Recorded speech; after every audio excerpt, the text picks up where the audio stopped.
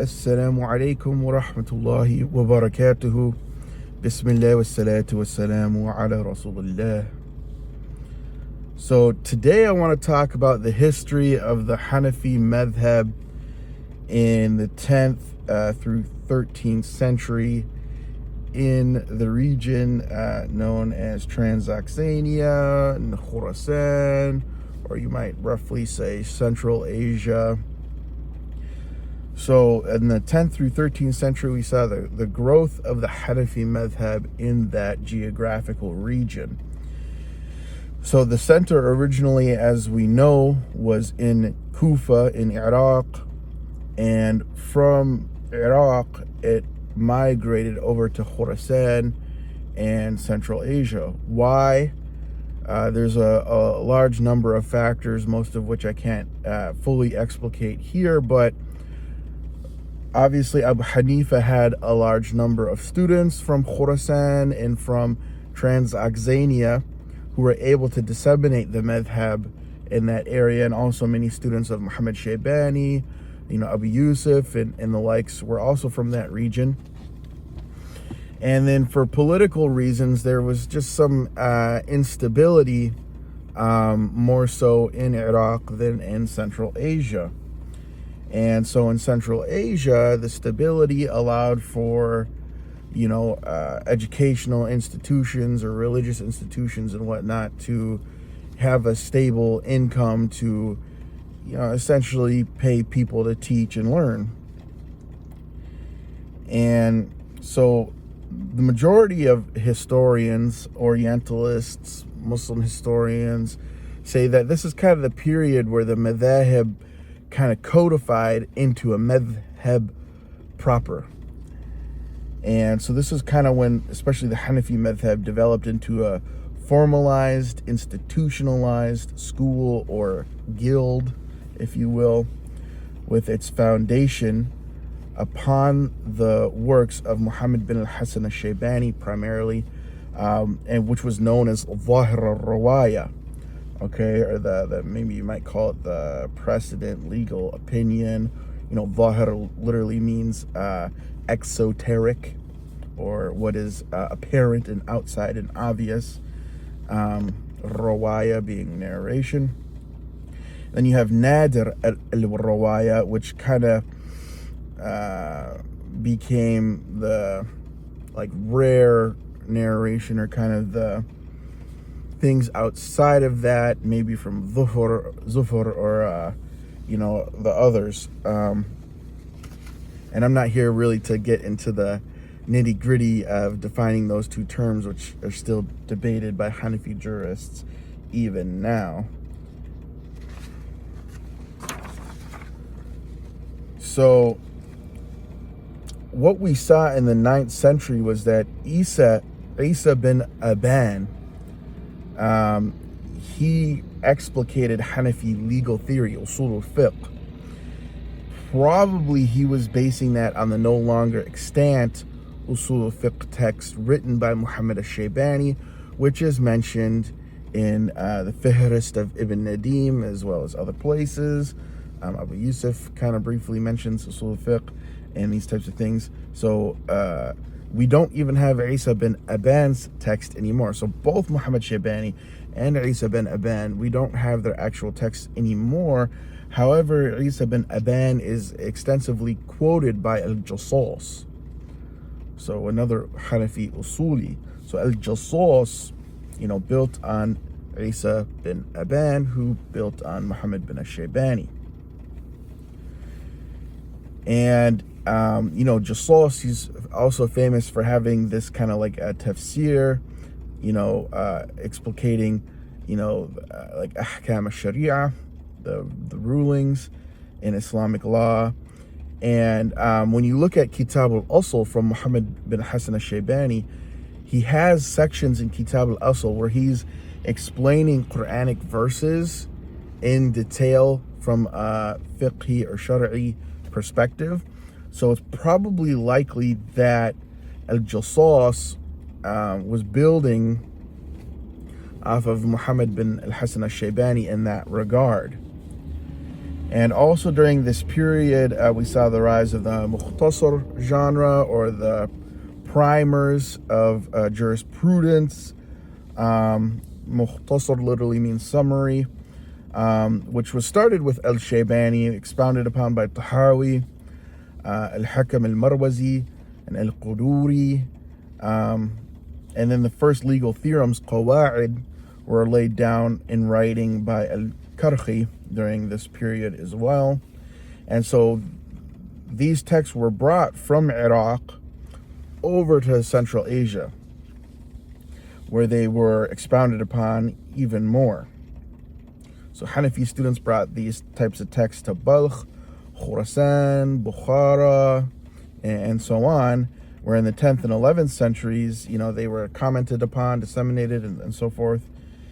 But in Nishapur, Hanafi Madhhab didn't really take off that well because there was constant strife, political jostling, and rivalry with the Shafi'is. So the Hanafis and Shafi'is were always kind of fighting each other, which caused instability. And Richard Bullitt he wrote, the Patricians of Nishapur, where he explains a lot of that. So essentially, Transoxania overtook Khurasan in the long run.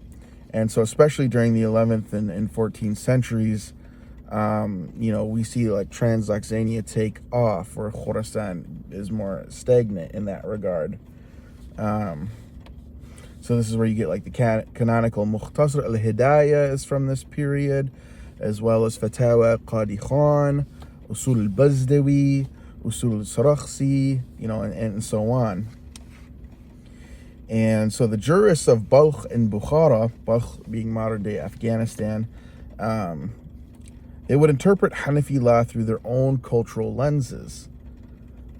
So Balkhian jurists would not apply rules concerning liability of the extended family because there was no support from extended family in Central Asian culture like Arab culture. For instance, if someone murdered another person in Iraq, they would say the whole tribe is responsible for paying the blood money.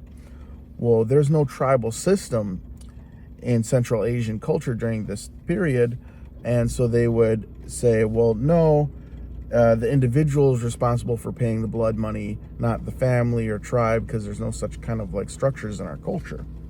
So, very early on in the Hanafi Madhhab in Usul al-Fiqh, they had the principle, Taghir al-Urf wal-Zaman, or Zaman wal-Urf, that type of stuff, that customs, culture, mores, they change over time as the time changes. So, do customs and habits and different things as well.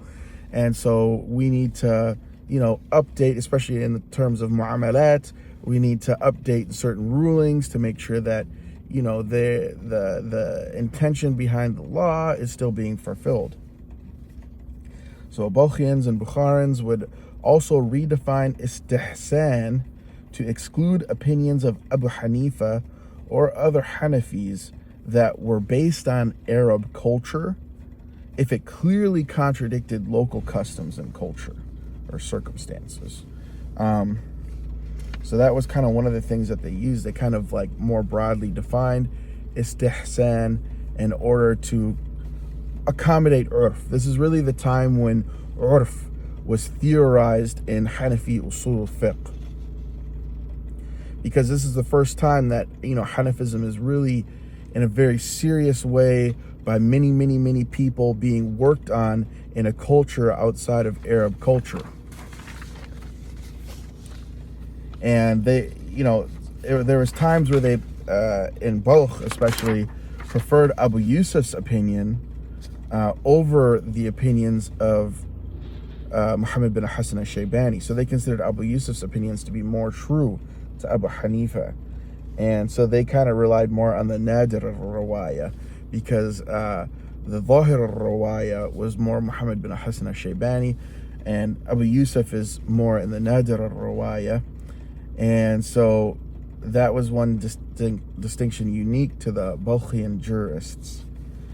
And Iraq, had been during this period mostly concerned with usul fiqh, or at least apparently that those were more of the texts they were writing, were jurists in Central Asia.